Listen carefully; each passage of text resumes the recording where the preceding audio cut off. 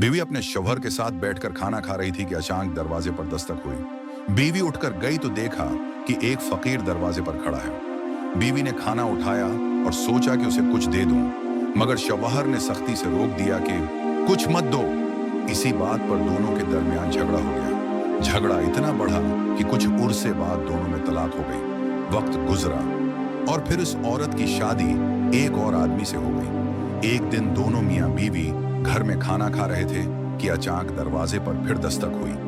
बीवी गई तो देखा कि एक फकीर खड़ा है।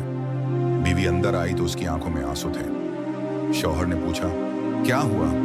बीवी ने रोते हुए कहा, जो दरवाजे पर आया है ये मेरा पहला शौहर है, जो बहुत मगरूर और तकब्बुर करने वाला था।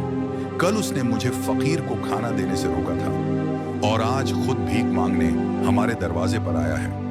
दूसरे शौहर ने ये बात सुनी तो मुस्कुराकर बोला, मैं तुम्हें एक बात बताऊं, वो फकीर में ही था जिसे खाना देने से तुम्हारे पहले शौहर ने तुम्हें रोका था। मैं उस वक्त आजमाइश में था। अल्लाह ने मेरी नीयत देखी और आज इसी नीयत के बदले अल्लाह ने मुझे इज्जत दी और तुम्हें मेरे साथ एक बेहतर जिंदगी अता की।